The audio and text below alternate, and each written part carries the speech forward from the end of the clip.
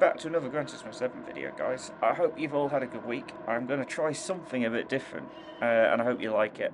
I've been racing Daily Race C at Nurburgring GP layout in Group 3, and it's been the third week since standing starts were added to the Daily Race C format, which I think has been a masterstroke, if I'm honest. That said, most of the races I ended up racing in either went very wrong on the first lap, which forced me to take the mandatory stop at the end of the first lap, and so I was just racing around by myself in clean air. Also, I avoided the first lap carnage, which tended to leave me on my own, which doesn't make for good highlights videos. Anyway, this race very much fits in the former camp, so I thought it might be a good idea to run through the first lap from the perspective of 6 key protagonists, and me as well, to truly understand the adventures that people face during the first lap from a standing start. If you enjoy this race at any point, then please do click the like button and get yourself subscribed for more race highlights. Your support here is appreciated. The key points I want to look out for in each of the clips are the approach that each of the drivers take, so are they conservative or are they aggressive?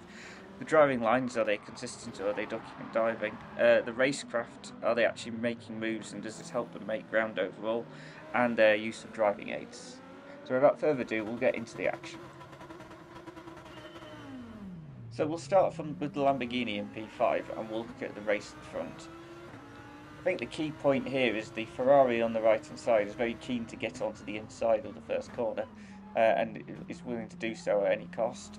He does hit the pink Lamborghini, which has a bit of a cascading effect as others are forced wide.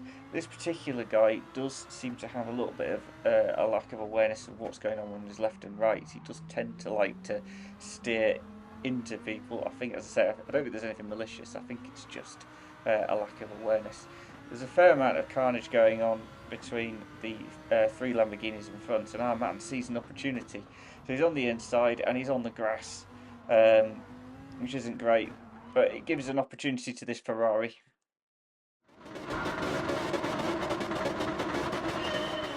So we'll look at it from the perspective of the Ferrari, who's in P8. So we get a different perspective of the race at the front, which we saw previously. This guy very much likes to take the outside line.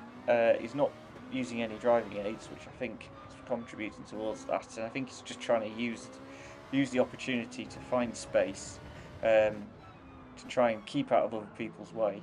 Although he does get the rear loose there.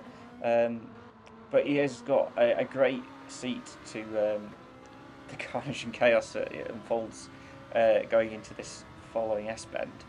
But he tries his luck on the outside, but unbeknown to him, there's a fight for the inside, which kind of pushes everyone wide, including him. So he's gone from hero to zero there. So we'll join this Lamborghini in P7 then, and we'll get another perspective of the first corner action up front. He's not running any driver aids, which is actually quite surprising when you actually watch the rest of this clip. He's very keen to get onto the inside for each of the corners. So he was on the inside for turn 1. He's very much trying to get over over aggressive he can for turn 2. He's very aggressive against that Lamborghini into that corner, and he follows it up with another interesting move on this pink Lamborghini, which is not surprising now when you see that these 3 Lamborghinis, which are running line to stern, are sort of being as aggressive as they are. But what we know is that there's another Lamborghini coming through on his left, there's a Ferrari on his right, and it's utter carnage. So we'll jump to this Genesis P3 then, and you've got to really feel sorry for this guy because his race start goes from bad to worse. But you'll see that as we progress forward. So he's obviously the victim of the ambitious silver Ferrari, who's desperate to keep to the inside. You'll note he's running a few driver aids, and that's not really helping him. He is trying to take more of a conservative approach though. He's just trying to find space, trying to keep out of the way as best he can. He's so far keeping out of all the carnage ahead. We know that it gets quite fruity along here, and I think this guy just suffers from just running out of space. Really, we know what goes on into this corner. He gets caught on the outside, which then gets made even worse by this Ferrari that comes across his nose. Compromises his exit. He tries to come across to the right hand side just to find some space. for himself, but what he doesn't realise is that he's about to get steamrolled into the back of by a number of people all trying to do the same thing.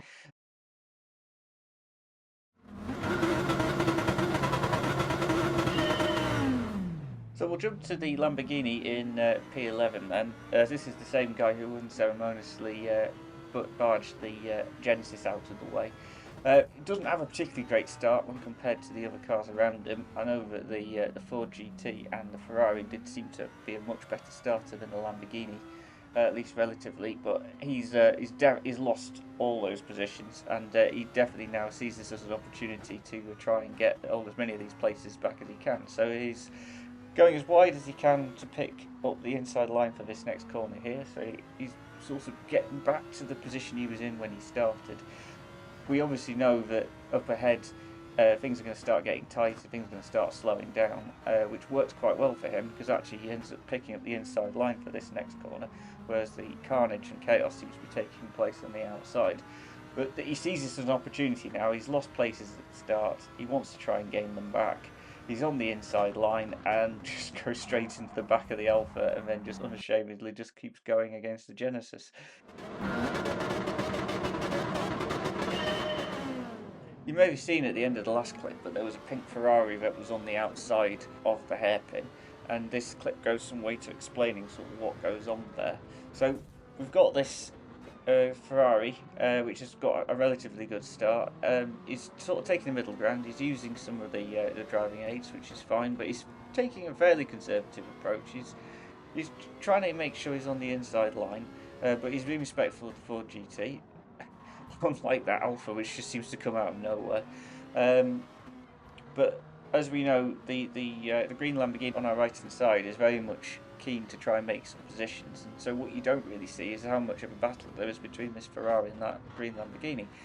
This Ferrari gets caught up though in the action that goes on ahead, the slowing effect, but I think he sees this as an opportunity to head to the outside to try and make some real good moves, which it all looks good. He's closing in on the Ferrari in front, but what he doesn't then predict is that the Ferrari is going to brake. So the sculled Ferrari goes into the back of the pink Ferrari, which in turn sends us spinning. So I think it's only fair that I have a look through my race start and my first lap. Then, not an amazing start, but over to the right hand side, just want to basically just cover the inside as best I can. Try not to be too aggressive on the brakes. Just let some of the action unfold in front of me and see if I can take advantage. So I'm trying to get across to the inside, and I'm going to brake as early as I can and try and take as much of the curb as I can. Unfortunately, the Ferrari seems to think it's entitled to more space than I was able to give it. I'm running one traction control on one. Just want to be able to be a bit more aggressive on the accelerator, and I sort of sensed an opportunity here. All the actions on the inside, and I thought I can go through on the outside, but I would never have imagined that the Genesis was going to brake where they did, because obviously the pack was slowing down, and I've sort of ended up in the middle of the road here, which unfortunately doesn't end well, as we know.